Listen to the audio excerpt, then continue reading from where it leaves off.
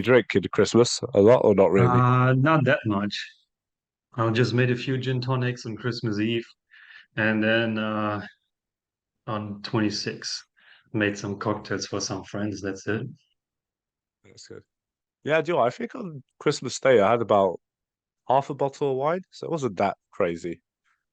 But to be honest, everyone in my family behaved quite well with the alcohol, so it's good to have Okay, a change. Because you know, there's always right. that one drunk person, but then I thought it was me for a second, but everyone was just being a good person. Right. Anyway, Christian, it's time. Fantastic. Thank you so much for coming on. I think you were one of the first people Thanks I for ever having talked me. to about starting this podcast.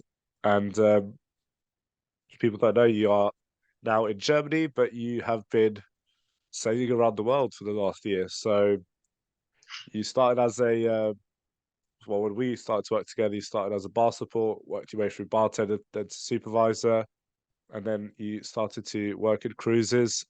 So how does it feel, I think, before even going to where you started from the bar, but working cruises, how did you feel? How was the step that you had to take, the different approach? Um, like what, work-wise, or like the Yeah. application process? Well, if you, I'd say everything. Because I think for someone who probably is interested in doing cruises, they'd probably be curious to know how it would work. Yeah. So vacation was easy and it was just online. The one that I work for, I just looked up the website. There was a link with careers. I clicked on the job and then was a link to upload the CV. And that's what I did. 2 days later, I got an invitation for like an online interview, but it wasn't a face-to-face one. It was just a link. You clicked on it, and then they asked you 4 questions in a video, and you had to hit the start button, record your answer, hit the stop button, and then upload it. And then, if you're lucky enough, they will contact you again for like a real interview, and that was it. I was just lucky. I applied December 2020. Yeah. So all the cruise ships were getting ready to reopen again. So they need to hire a lot of people. So I guess it was just the right timing. And then the only thing you have to do is lots of medical exams. We just have to go to different doctors where they check if you're fit to work at sea. And that's it. Sorry, I was just checking if it was recording.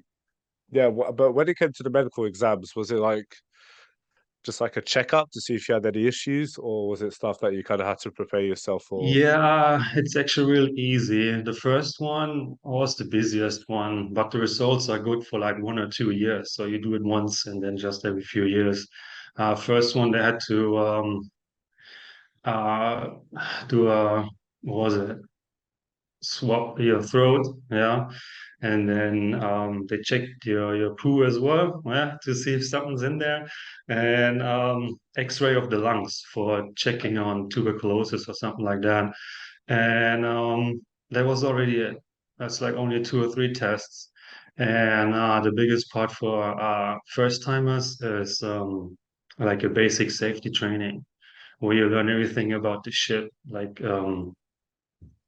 all the terms, like what the front and the back and left and right is called on the ship, and where the lifeboats are, how to use them, your life vest, then what kind of tools and survival equipment is like in the lifeboats, and all that kind of stuff. And then you do some swim exercises in the like in the harbor as well or in the port, wherever you are. Yeah, some do it inside in a swimming pool, and it's fun. It was a full week of training, everything about ships and emergencies and rescue plan and everything, and what to expect. That was That's cool. interesting itself. Question: do they still do it like the Titanic? Like if the cruise is sinking, is it just the women and children, or because of times have changed now, everyone is first come first serve for survival? Um, no, it's well, it's not really first come first serve. It's we have different muster stations, yeah, on each side of the ship. And when there's emergency, not even necessarily if the ship is sinking, yeah, something might be wrong, and just in case they ask you to all meet up at your station. It's like A to H on one side and then T to Z on the other one, something like that, yeah. And then you just go there as a guest, yeah, with your board card. They scan it, and then they see in the system how many people are supposed to be on the station, how many are there, and as soon as everyone is complete, they just lower the boats. You just go in there, and then they drop it into the ocean. That's it, fast and easy. Nice job. Yeah. So when you started to work, because was it just one day off a week you had, or did you work every day? Because I know cruises you work really hard and you It's don't really have much time I off. heard it's different for different ones, yeah, depending on what company you work for. Um, Yeah.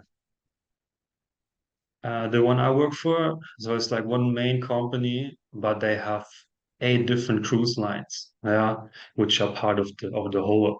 And for us, it's no days off. The No weird days thing off. is All right. also depends on where you come from. The length of the contract differs as well. Yeah, if you're part of the European Union country, then you work like, depending on how high your position is, 4 to 6 months straight, no days off. And for like the Asian people on board, it's most of the time 8 to 10 months straight, no days off. Uh, Asians got it hard, man. Yeah, true, true. I don't know how they do it.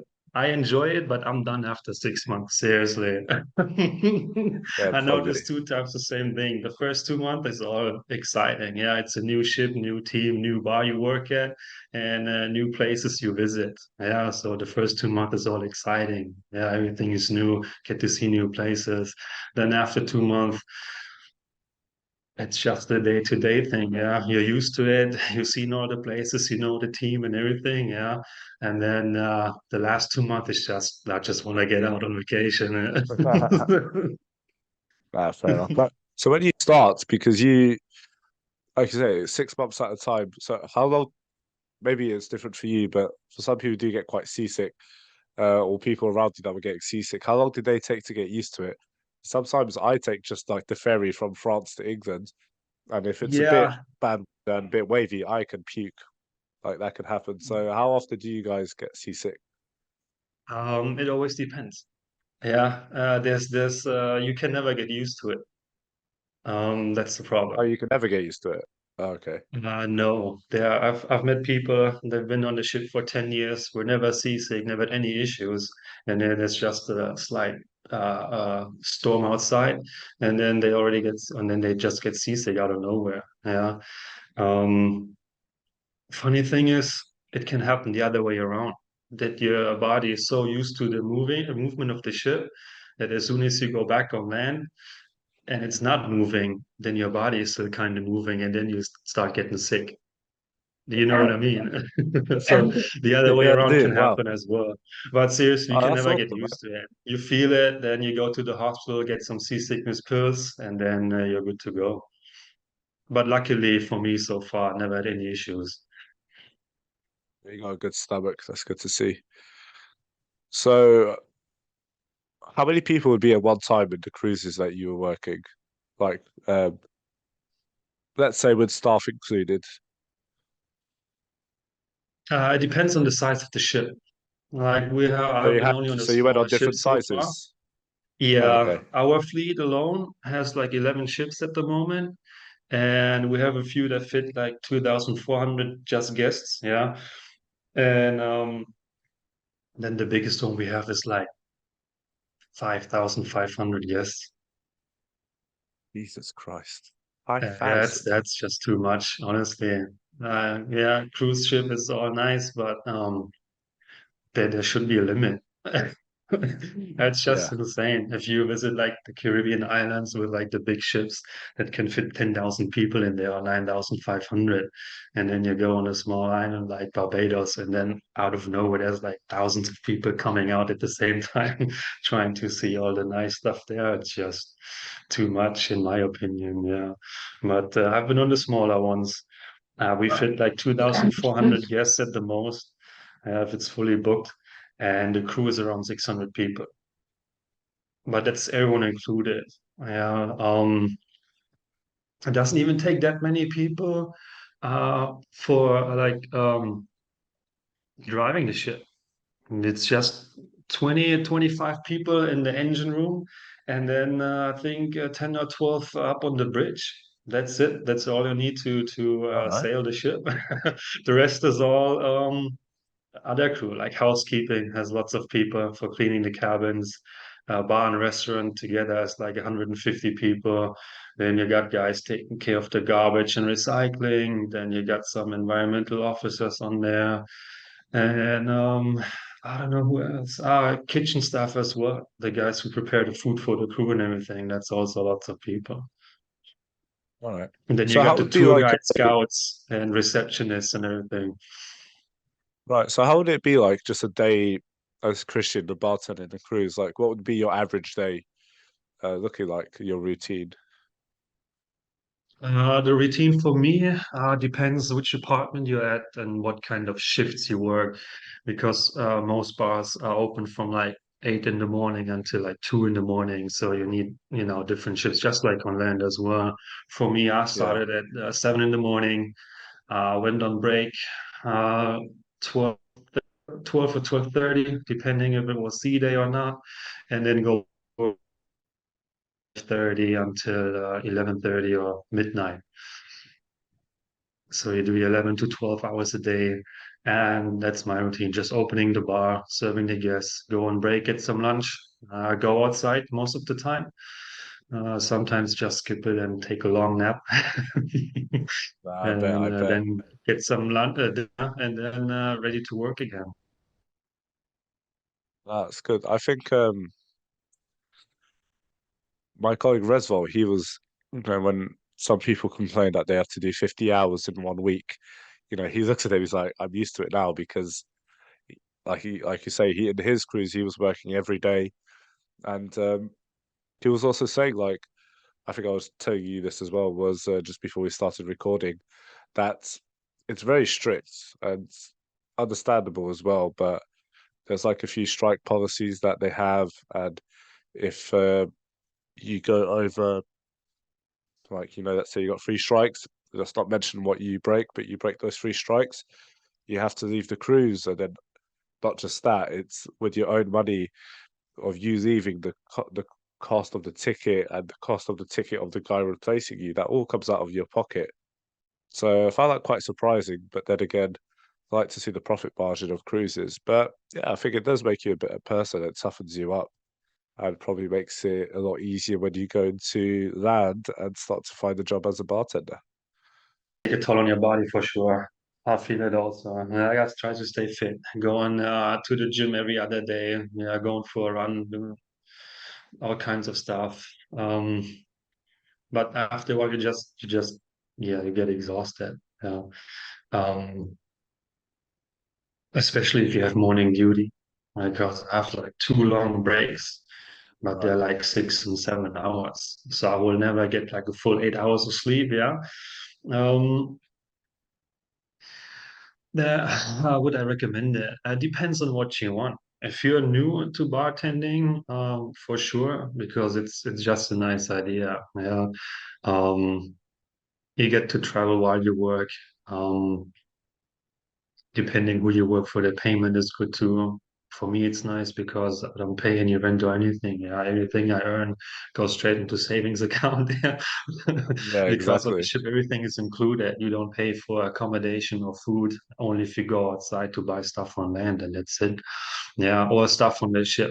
Yeah, we have our own crew bar. So if you go for a drink, or you I don't know, get a haircut or whatever, it's discounted, but you pay for it. Yeah. But that's cheap because it's cheap anyway, and we got the crew discount on it. So yeah, it depends on what you want for your career. Um, yeah, I mean, if I go back on land, or if you go back on land as a bartender, it doesn't matter how many hours they put on your schedule. It's easy as it is. if you work that much without any day off, they can shock you if you go back on. I feel like it. Um, the thing for me is, to be honest, our drinks are a bit shit. Yeah, it's mostly just one or two types of spirits and then fill it up with juices and some syrups. Yeah, that there's nothing else in it. That Nobody answers my orders next question, like a right? proper margarita or old fashioned or rum old fashioned, whatever. Yeah, you name it. It's made mostly just some Mai Tais stretched to the top with pineapple juice, sex on the beach, and Is it pina really just colada. drinks that they just Yeah. get to hold on to for a long time? Something like that. Yeah. All right. Yeah, Well, no, I mean it's cool we get to use free pouring. That's nice. You can work on the free pouring and some pouring techniques and stuff. But if you want to learn how to make proper drinks, then no, that's not a good choice to go on the ship. Yeah, yeah, but would that's you what say I feel it's like. Yeah, more? it's different for anyone, everyone. Yeah, um, but for me also, I still enjoy it. It's fun, but it's tough. And if I want to grow in making better drinks, then I would have to leave the ship, honestly, because I've reached the maximum that I can learn there. Yeah, now would be time to actually move on. All right. So I got two questions then. So, well, with the drinks, was it more because they were more worried about the speed of service and just, they wanted to make sure they could maximize their profit margins? Is that why they were serving those kind of drinks? Or you're not really Yeah, sure? fast Yeah, it and was easy, because of that. definitely. Especially sea days busy and at night. Like we have a theater in the middle of the ship, and three bars on like three different decks, and they're all packed. Well, if there's like a musical or something going on, all three decks are full. Everyone wants to see the show, and they're thirsty as well. They just came back from like an 8 hour trip on land. They just had some nice food in the restaurant, and now they just want to drink.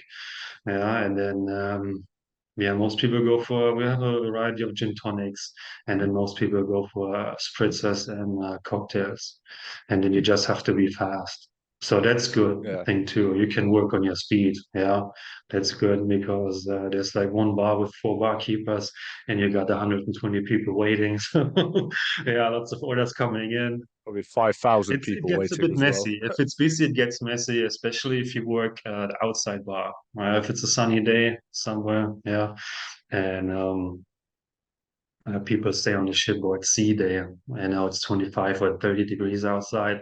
After 10:30, everyone is outside on the deck trying to get sunbed, lay there, and then just keep coming, keep bringing the drinks, and then you have to be fast as well. Yeah. Yeah. Well, so because the good thing is you got to visit a lot of countries around the world. So the question to you, which was your favorite country and the ones that you were actually able to go and explore for a couple of hours? So far, definitely Norway. I've been there before. I'm just a big fan. Yeah, people are great, Nice. and just by the landscape and the scenery, it's just beautiful. If you go with the ship inside the fjords and everything, that's just perfect.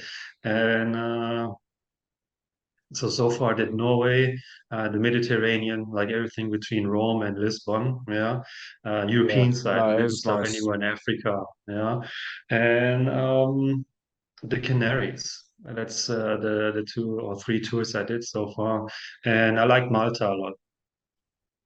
We Really, stopped in Malta. That's a Valletta, nice surprise. and it's a because it's like you sail into a different century because the whole city of Valletta, like the harbor, as that I don't know, like some sort of like sandstone, like everything is like yellow brownish, and it just looks Right. like everything was built in like the 1500s or so. So that's kind of All cool. right. You just So go the in there and then boom, it's just a different kind of age, century or whatever you want to call it. Yeah, that was cool to see. right. Would you ever go back to cruises, or do you think your time is done? Um, I do have my next slot already. Yeah. I do. All But I right. might send out some applications. Uh, All right. Well, and I'm sure you'll come up with the right choice for you. But Yeah, one thing I'm starting to see is I was talking about the Samuel, which is how the future of bartending is panning out. And of course, after the pandemic, everything changed. But so I think freelance bartending could be quite popular now. I think not. It's fun. So the economy opened up. Everyone is still going out, but it looks like there's a lot more creativity and there's a lot more different things you could do. So no one wants to be that mainstream bar that opens. Everyone wants to do something different, and they all want to stand out in something. And it could be from the tiniest details. Like I saw on Facebook, there's this, and I'm a big fan of Formula One, where they have these simulators there. But then they've got this bar, a really nice looking bar with a quite interesting cocktail menu, which kind of shows that they hired a mixologist to kind of create an interesting menu to have. And it looks really, really good. And then you got these bars that you could just do some fun activities. So it's not just about the drinking, but even if it's not, they still want to make sure that they're putting a good quality or cocktails that you could enjoy. And hence that conversation we were having. People are no longer going for the same cocktails. They want to kind of mix it up a little bit, even with spirits. So a lot of people are drinking now Palomas, which hasn't really been heard of, and now it's been in quite a lot true. of bars. And this mezcal company, Ocho de Dios, they're very very popular. They're quite recent, but they've been doing really good with stuff. And I tried their coffee mezcal, which is really really good. But they have a hibiscus one, which I enjoyed the most. Um, so there's a lot more differences to it. A lot of people are starting to do their own brands as well. But Yeah, it's this whole big picture, which I do find quite interesting now for bartenders, because now it looks like bartenders can really choose like instead of 10 different things, now they could pick from 100. And a lot of them now are do freelancing, and a lot of them have these 45-hour contracts. So I think because there was such a lack of bartenders, it kind of made it good. So they were appreciated and valued a bit more because now they get to have their own terms, so they get to be a bit more picky. Like I've got a bartender that he's doing kind of what I'm doing, where he does 3 days and he does 12-hour shifts, maybe a bit more, and then he's got 4 days off. So the whole schedule is changing for bartenders, which I think is good. Do you think you're going yeah. to have a different schedule, or you're happy as it was before you went to sea? Like if I would go back on that, Yeah, like because I think before you used to do what, 50 hours a week? Would you go back to yeah. do your casual 50 hours a week, or would you like to spice it up a little bit? Um, see, oh, that is a good question. Um,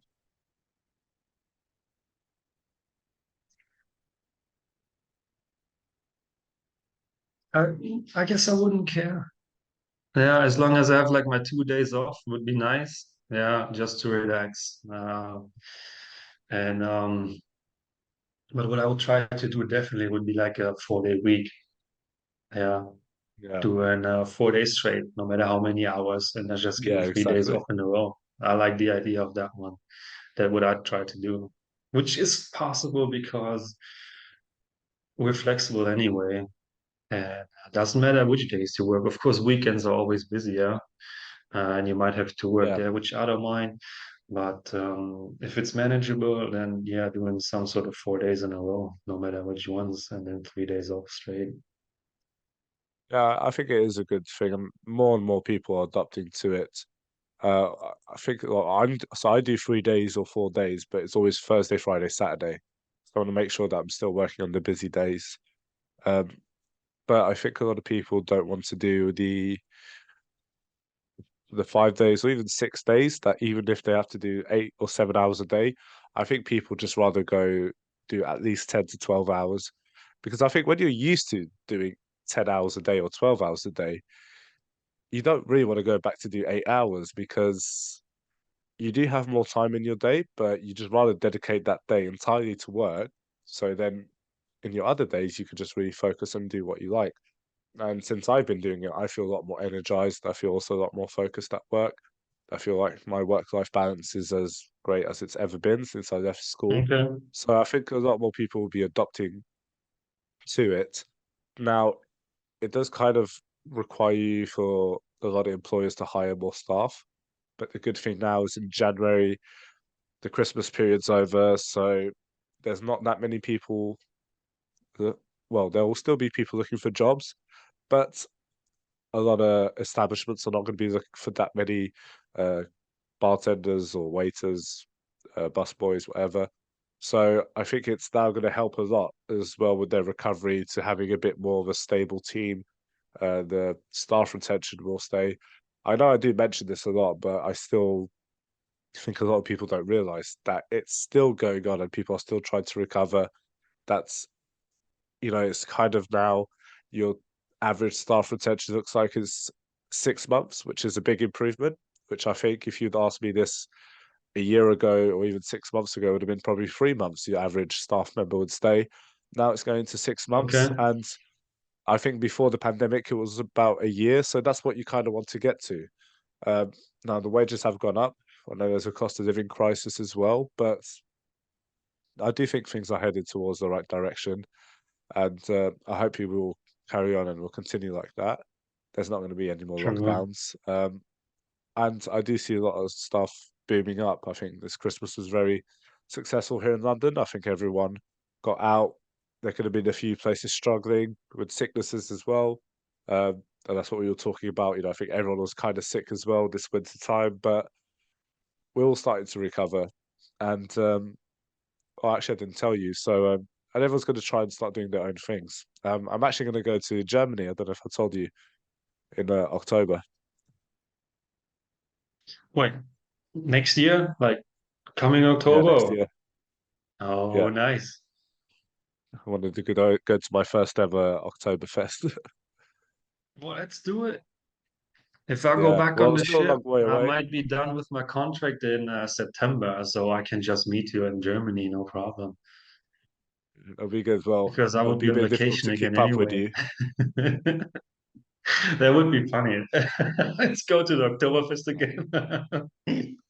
Well, I wouldn't be able to keep up with you though, because I remember one time it wasn't a birthday. We went to this restaurant. It was it called Wingstop or Wingman? That's it. Where they had Wingmans. like, yeah, where they Yeah. had like unlimited chicken wings and beers. He outdragged me, but I was still pretty proud. I think I only done 2 pints below you. So, but no, those were fun times. I think that was during COVID as well. But Yeah. look, going forward, so you've been kind of all around the world. You also were in Texas for a very long time. But where were you? Where you kind of started getting interest in bartending? Where were you kind of located at? Um, I'm actually not exactly sure. Um, I don't even know where to start with this one. Um,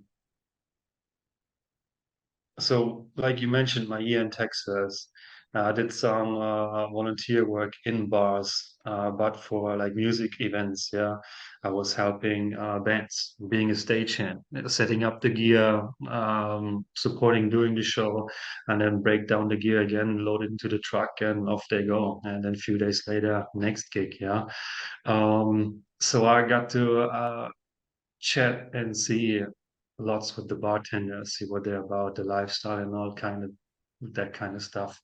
So which got me a little bit interested, but never had it in mind as a career path or something. And a few years later, still working in construction as an HVAC technician, like doing refrigeration systems for grocery stores and stuff like that. Um, I didn't want to deal with it any longer. I was like, I've done it for over 10 years now. I'm tired of it. I also had no interest in improving, like going to seminars and get better and learn more about new technology stuff. And was like, I just had zero interest for that kind of profession. Yeah. And then I was like, okay, what to do? And then, yeah, since I want to continue to travel, I was like, let's just try bartending. I just have to get the basic knowledge and skills done, and then you can use it all around the globe. Yeah, the recipes are more or less the same. The techniques also, we just get your basic stuff done. That's what I thought back then. And then you can use it wherever. No need to get extra certifications or qualifications or go to school again or something. You just get your basics done and then you're good to go wherever you want. And that's how I came to London.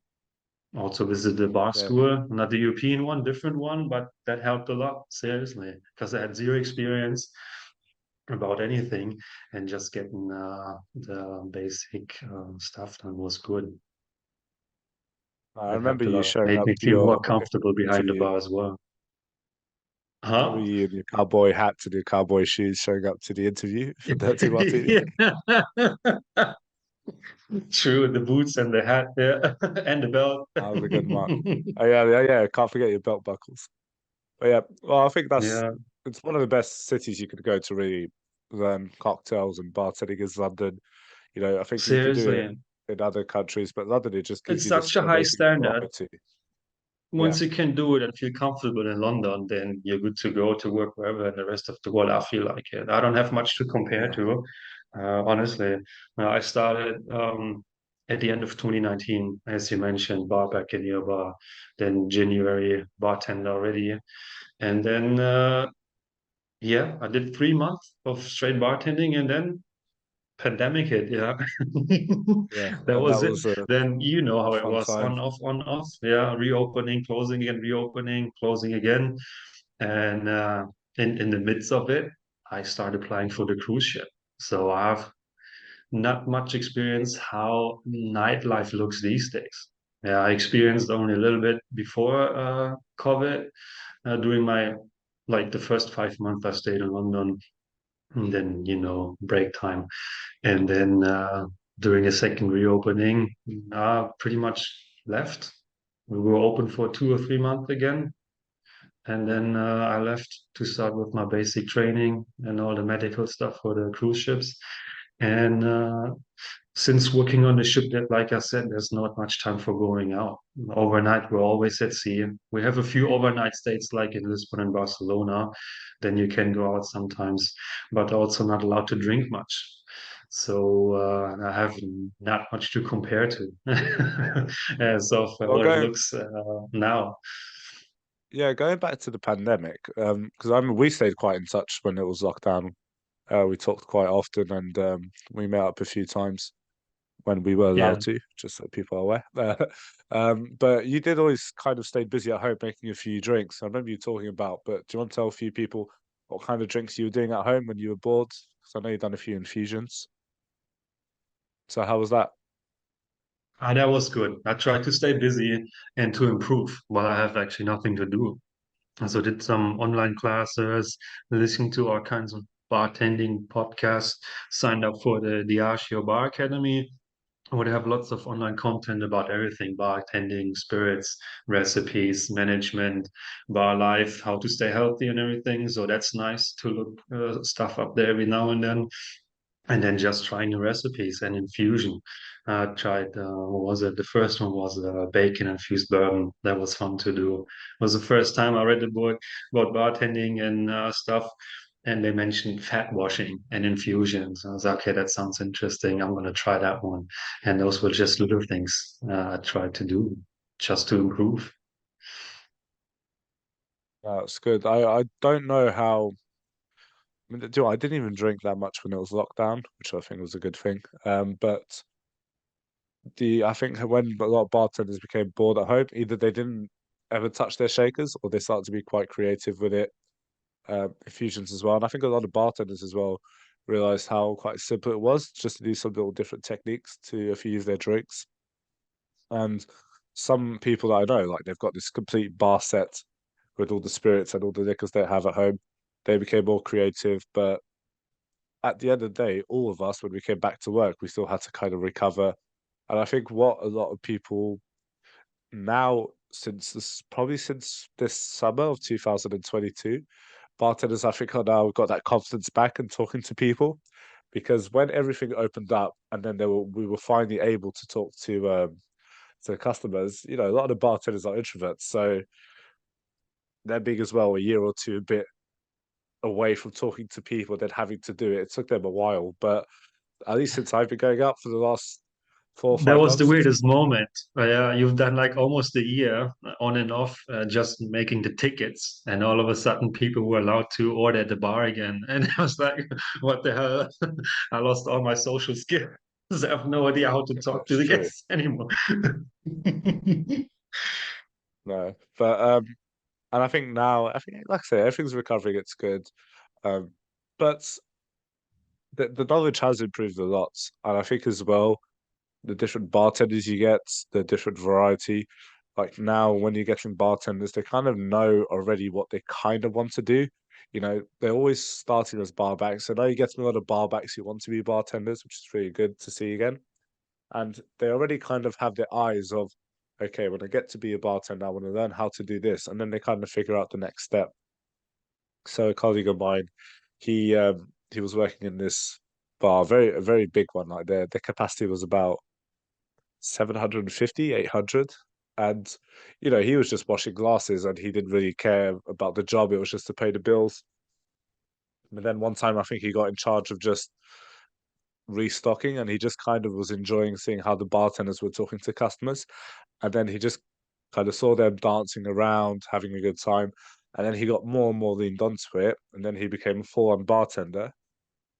And then he started to really enjoy making cocktails, but he didn't want to be in a place that was that big. And then he didn't know if he wanted to go to a nicer bar that would make more sophisticated cocktails, or would he just want to stay in a very social bar where you could, you know, actually take a bit of time and have fun with a customer. So he decided to go through that way. And I forgot the name where of the bar where he works at, but now you know he's there. He's like Mr. Social, and it released this confidence out of him, which he probably wouldn't have gotten in his previous job because he was a massive introvert. You know, he would just be working and then go home, just be on the computer. He wouldn't really socialize. He didn't really have any friends. He had one or two friends, and then now, you know, the problem is with when you're a bartender, you have to actually cut down how many friends you have because all your friends like to drink, which means they're all going to invite you out to drink. And if you say yes to every invitation you have going out, that's like 6 nights in a row. Yeah. But yeah, I don't know how it's going to be for I'm completely forgetting about the event that's coming up this time, Easter. What would be your perfect Easter cocktail, Christian? Because I know you like to mix it up a little. Huh. I have no idea. Not to put you on the spot, but I don't know. I have honestly no idea. I'm I not have surprised. honestly, yeah. Yeah, so right now I have no idea from the top of my head what to I come just up use my with. If cheat somebody codes. wants a Eastern themed cocktail, I have no idea. No, so I always go with my cheat codes. Christmas Okay, is easy. Easter. You just take one, put a whole egg in there, some cinnamon spice and ginger, and you're good to go. But Yeah, but it's same Easter, as the I have Easter no idea. cocktails. You just need like an orange liqueur, chocolate, cream, and that's it. Okay, good.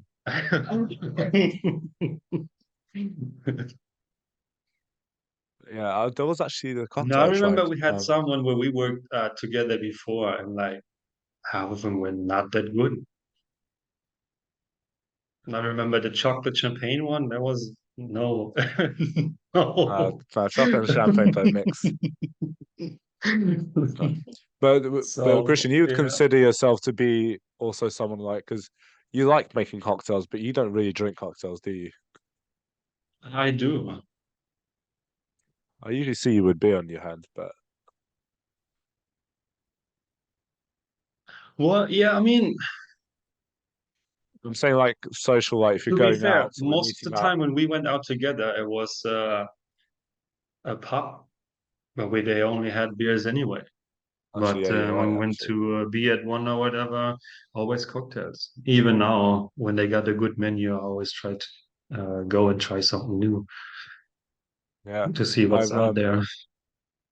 I'm now curious to try Mr. Fogg's menu. I haven't tried their menu for a while. My favorite Mr. Fogg's is actually the Well, the botanist is nice, but they got the I think it's a puff carry, Mr. Fogg's, if I'm not mistaken. That's a really nice one. Um, Another cocktail bar that I haven't been to for a very long time, which a lot of EBS students know, is the Gibson, and the Gibson is an amazing I've bar. been to that one. Oh, you have? Oh, nice. It is Yeah, incredible. I think Marion Becker is still the bartender there, I believe. Well, manager or probably owner at this point. But yeah, I wait, went there say with a again? colleague of mine. So Marion Becker, he's a bartender. I think he's the Yeah, general manager there. So I think he's been there for a very long time because I went there in 2018 with a friend of mine, and we were both just trying to see what different cocktails would taste like, more sophisticated than your average cocktail that just requires a spirit, a liqueur, a modifier, And we went there and we had about three, four cocktails each. They were all complete different cocktails. But I think as well the art that came to it, but just the tiny details as well. So I think what made it stand out was not just that a drink has lime juice and then he would just squeeze out the limes and keep it in a bottle. Like, no, he would only squeeze that lime juice when he really needed to. Um, yeah, all these preparation ingredients, and then he was speaking with him and how all these bitters are homemade, and why he's explaining to me like just if you can make your own syrup, just make your own syrup, and explaining of he's making a when he wants to make a new cocktail and he's trying 10 different base spirits just to find the right one. And then if he finds the right one in one base spirit, he's probably then going to have to change one of the modifiers on it. And then does it have to have like a different twist to it? So there goes a lot to it, but I don't think we're ever going to run out of cocktails. But just to see how he worked as well, because he was so fast and efficient and no yeah, spillage true. when he works. And I don't know if you remember, like sometimes when I work, I could be very fast, but I also could be quite Yeah, messy, for real. especially when you got like 20 cocktails to make at once. It's like a timeline. But no, was it last week? They timed me to make an espresso martini, and I haven't bartended like every day for a long time, but I still done it in 36 seconds, so I'm still pretty proud of myself. That's still fast. That's good. For That espresso in is, about 30 seconds, it's good. Espresso yeah, martini, yeah. yeah. I know people that could do it in 30 seconds though, and it's like I'm because when I'm doing it, I'm like, you can't do it any faster, and then you see some people do it, and it's incredible. One thing that's I see these new bartenders in their early 20s, they kind of have the thing that we all hate, which is I don't know if you feel the same, but I was just watching these bartenders at work, and then this customer asked for like six mojitos, and then you just see the bartender's face. He's like, "All right, six mojitos, no problem." Yeah, there's the rumor that every bartender hates to make caipirinhas and mojitos. Like Yeah, everything, every drink that has to do with muddling cocktails, they just hate doing it. or even I like don't mind, to be blended honest. For me, cocktails. it's fine. I don't mind. But I yeah, if don't it's mind if you busy, have to make one. I think if you have to make if you have to make five mojitos, it's fine, but you have to make probably one mojito, Negroni, a Cosmopolitan, a like a few more others, then yeah, it gets annoying. But if it's just one to do, it's okay. I feel. yeah, I can see why people think it's annoying. For me, it was never a problem. I was just excited making drinks, yeah. And the place we worked before, they always gave me like the orders or the tickets with the model drinks on. I was like, okay, I'll just do it. But what's your favorite cocktail to make, actually? To make, ooh, that's a good question. I probably would go for old fashioned, just a nice Yeah, laid back absolutely. stirred Yeah, drink. It's fun to make, yeah. yeah. And it's also if I order an old fashioned, I have to see it being made as well. Um, Yeah, that's part of the experience. Yeah, just as watch it, see how the guy's doing it. Because yeah, it takes some I time made too. That's why it's fun to it watch does. as Yeah, well. yeah. Well, they say it should take at least 5 minutes to make a proper old fashioned. But even like because I made this cocktail and I haven't made it probably since the EBS days, which was a Sazerac. And I think when I made it, I actually really enjoyed more because I felt like I had to be a lot more careful making the Sazerac. And Yeah, just I mean, because I remember I nearly forgot to rinse the absinthe on the glass, that's the and point. yeah, so You there have to was be like all careful these with little that one as tiny well. details. Yeah, you really do. Because even when I done a mistake. I did free pour it, and it's just 5 ml just around the glass. But I actually think I put about 15 ml. So even when I was rinsing it and I took out the excess, I should have just like really give it a good shake to really remove all the excess. I mean, there was no complaints with the drink, and I'm pretty confident with how I done the drink. But it's just those tiny details to it. But no, they're still fun to make. I still say my favorite cocktails are just cocktails you could shake, make them quite quick, quite easy to garnish. Because I think it's just when you're in that routine of just keep carry on making cocktails, it's quite satisfying. But when if there's a cocktail that's probably going to take you 2 or 3 minutes to make, it kind of ruins the momentum. I don't know if you agree with me or not with that. The what? When you kind of make cocktails and they only take about 2 minutes to make, but then you get a cocktail which is a bit more complicated to do. So then instead of taking just 2 minutes, that drink's going to take you 4 minutes. And it kind of ruins the momentum of how you're making the drinks because you're just going at such a consistent flow. But then all of a sudden, you got this complicated drink that catches you off guard. I don't know Um, if you feel like that. Sometimes. Um, if it's been such a long time since I made it that I forgot like the measures of the ingredients, that's annoying because then you have to cheat and somehow hide when you look up the recipe again because you don't want to do it in front of the guest, right? And that Mm. what catches you off guard and takes a lot more time. But if it's one where I'm uh, um, comfortable with like the recipe, then it's no problem. I was okay, that's just a one drink that takes a lot longer. Um, yeah, what I hate, what I noticed is if it's last order and somebody comes up with the freaking Bloody Mary. Okay. Yeah.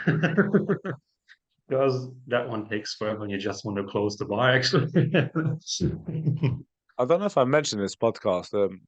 The greatest Bloody Mary I ever had was actually is where I work right now.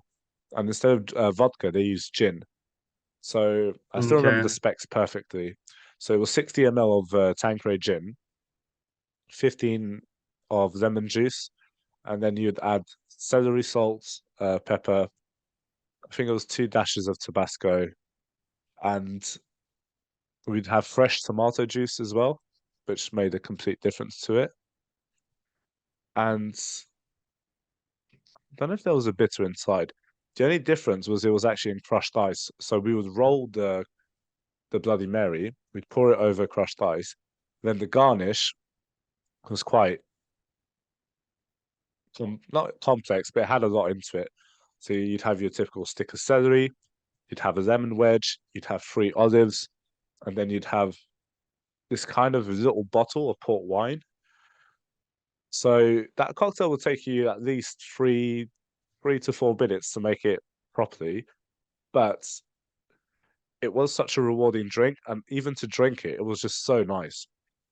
I used to love having it, and even now, if I have a Bloody Mary, it will never be as good as the one I had to that one because that just stood out. And Okay. the gin was a very nice difference to it. It really was. I think that was such a good drink, and I feel like people only have Bloody Marys in the airport or if they're hungover and it's a Sunday, which I do that as well.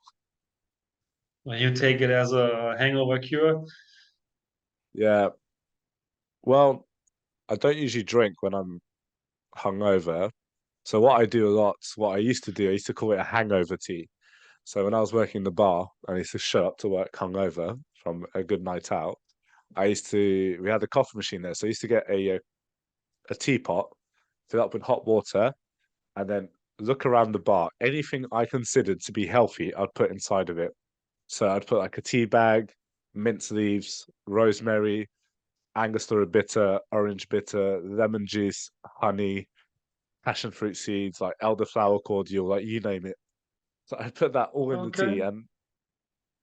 and you know, it wasn't a bad tea to have, but it used to help me. So I used to always call it a hangover tea. Okay. But That's probably if I because of was the not alcohol in it. working, Because the orange and probably Angostura bitters also have alcohol in it, so technically you drank. fair enough. Yeah. God, do you know what? One time I got pranked. In this hotel I used to work in Portugal, so we used to make our own homemade bitters, and the bar manager, like I was 18 or 17 at the time, so anytime they had something to try, I was always very curious. So he used to go, okay, try this gin or try this vodka or try this cocktail. And then he just gives me this shot glass one time. He comes to me and he used to call me Abel. He's like, come here, Abel. And then he's like, all right, drink this, but have it as a shot. Don't taste it. And then I take it as a shot. And it's the most bitter thing in my life. And it was a leftover of a homemade orange bitter. And oh, Christian, it was Okay, disgusting. Like I can I imagine. was Yeah. sweating. Like now to this day, it was so bad. But uh, that good place was prank very though. good to teach you. Yeah, it was. But I tell you what, if I was sick, I wasn't anymore. Because a lot of people don't know as well. Like Angostura bitter used to be used as a medicine as well. Um, right now, I do have a question for you because I'm really curious to see your opinion on this. These non-alcoholic spirits. What's your take of it, Christian? Are you happy with them? Do you like it? I don't like him. I knew you were going to No, say that. I'm not a fan. Mm, So when you see, probably yeah, so never when you see will. like there's there's spirits like Sea Lip, which is a non-alcoholic spirit, but then you got like some gins and vodkas, which are excuse me, which are zero alcohol. So I think it's like if you're just not good, in my sense, because it doesn't taste as how you want it to taste. And if you just don't, if you're gonna have like a vodka Coke, but you don't want the vodka, I feel like you should just order a Coke. Um, Yeah, seriously. but even with mocktails, so I've had I've had mocktails with non-alcoholic spirits and without it, and I generally think that it tastes better without the non-alcoholic spirits. Now, Yeah, to be fair, the non-alcoholic spirit just tastes bad. Doesn't matter if it's seed yeah, lip or the zero point 0.0 whatever spirit you use, it's just bad. yeah, I can and that's the thing. understand that I don't. people want more for their money instead of just a few muddled fruits and some juices on top. But like I said, not a fan of the non-alcoholic spirits. They just don't taste good. Like you Yeah, I said, think just stick to sodas and juices. It's fine if you don't want to drink or can, if you're the driver or whatever or pregnant, then just stick to the basic stuff. Don't get the shit drink with some non-alcoholic wannabe spirit. no, you're right. But I think they should continue making them, but just let's wait a bit until they actually start to be good. You know, this is like electric cars. You know, electric cars before were shit. Now electric cars are pretty good. So you know, let's make a few more shitty non-alcoholic spirits, and then I think there will be a point that they can be good enough for Yeah, it. okay, let them Um, improve on it and then try it again. yeah, Yeah, okay, why not? let's put it like this: there hasn't been one that's caught my attention yet. I could say I could enjoy it because you know it's you can't. I don't want to make a thing of it, but it's like these um meat-free burgers. Like you can't say, oh, it tastes just like it when it really doesn't. No, Like that's also complete it's bullshit. yeah, exactly. And actually, thank God I said something to this meat. So about bartender diets, I know we really need our calories and we also really need our protein. So I've noticed that since took a lot more heavier meat quantity into my diet, like chicken and red meat, I do feel a lot more energized and just a lot better to work. Do you think all bartenders should have a bit more of a stronger protein diet, or do you think like you could get away with it if you're vegan? It's up to them, but it can never hurt to get your right amount of proteins, seriously, because that's what keeps you going. Yeah, not the carbs or anything. You need your proteins. Stay hydrated, lots of water, and get your proteins. Yeah. Do you ever have meat cravings? Like, do you ever finish work and then you're craving meat? If you ever have that? Um, Not really, because that's what I eat most of the time anyway. So, but if you probably don't, let's say you have a day you didn't really eat much meat and then you finish your shift, do you have that craving that you want to have a bit more meat? Um, no, I don't think so. After the shift, I'm just tired and go to sleep without getting any food. No, But I yeah, tried. most of the time I eat meat anyway, and sometimes I think about I could add some potatoes or rice to it, and most of the time I'm like, no, I'll just eat the meat.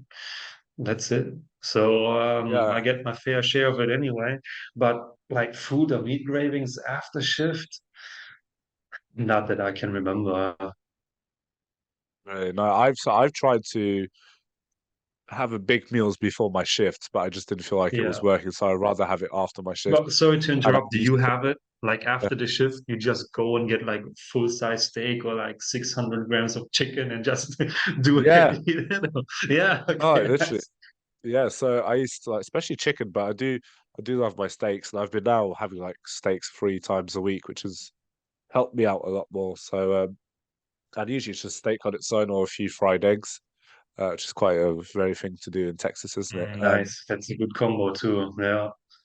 Yeah, no, I love it. I absolutely love it. And even so, I do try to have like steaks 3 times a week. Like I love a good ribeye.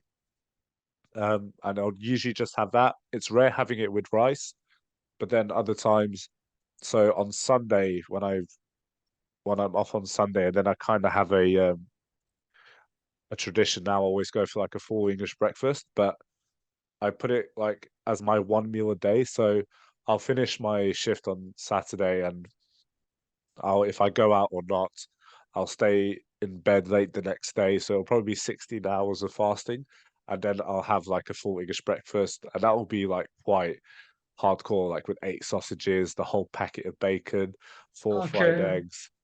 Um, and I wouldn't put any mushroom in it, but probably like baked beans, but I'll really go into that one meal, and it would kind of give me that energy to go for another week.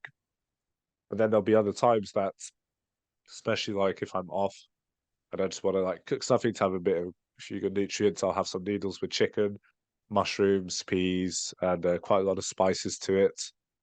Just I feel like every dish I have needs to have meat inside. I try not to have meat; it doesn't really work. My body really needs it, and I Yeah. don't think that people used to say having like a lot of eggs were bad for you. Now there's no limit to how many eggs you could have, even with bacon and all these meats. I think it's very important. And I'm not saying you can't do it if you're vegan. I think if you're vegan, I know a lot of people that are able to do it, but some bodies require you to have a bit more than usual. Like I know my body requires me to have meat, so I do need to eat meat, Yeah. and it tastes so good. 100%. Yeah, it's the best thing. Yeah. Uh, do you have a lot of steaks, right? What's your favorite cut of steak?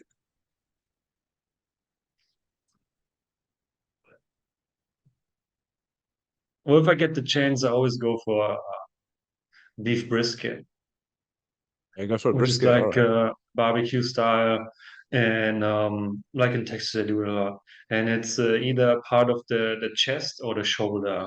Yeah, and they smoke it for several hours with like some nice dry rub, like peppery stuff around it. That's just really good. That's probably my favorite part. Do you know what, there's And this like American sirloin a lot. barbecue sauce is Sirloin is a good. good too.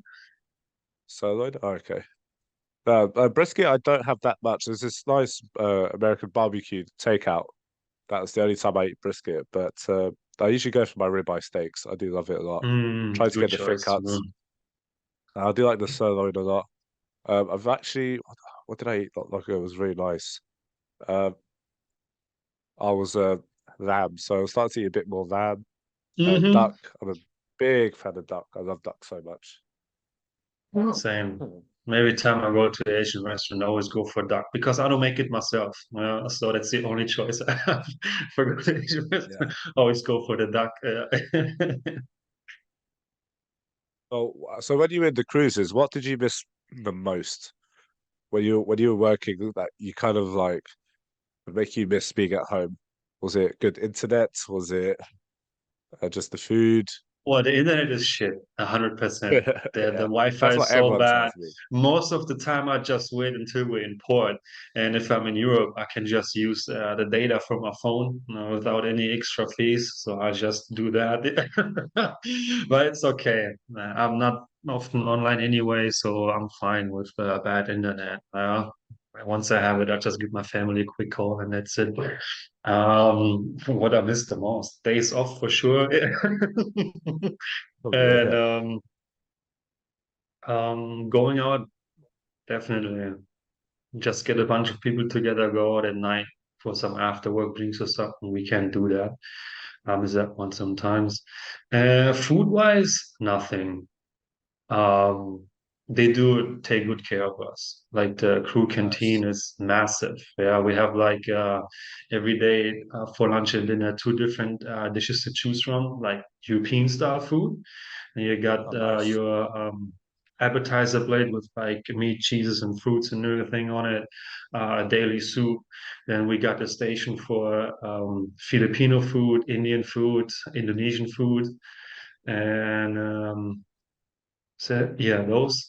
And if you don't like anything of it at all, there's always a pasta station with like one type of noodles and then two different type of sauces for it. And then yeah, dessert area as well. So sometimes they have themed evenings, yeah, where they have like Italian night, American night, where they do like barbecue ribs and corn on the cob and coleslaw, that kind of stuff. So the food is actually great. Yeah. So that's okay. Then yeah, other than that, I got everything on the ship I need. Oh, that's good. That's good. So I've actually missed going to those all you can eat buffets, but I've been enjoying the Chinese buffets because when I go order Chinese food, I'm like I could eat so much more. So I think was it last week I went to Soho and I went to this Chinese buffet and and I was really hungry because like I think I smoked a joint before I even went in there. And when I went there, I couldn't believe how cheap it was. It was like £11.50, something like that. And Christian, I was all by myself. I guarantee you, I had like six plates, right to the top. I guarantee you they made a loss with me. Like they had to make a loss. Sounds like it, Because, yeah. but also the variety they had. So they had like my favorite thing ever is salt and pepper squid, and they had Okay. all you can eat salt and pepper squid. And the noodles were great. Like the dumplings were nice, the duck as well.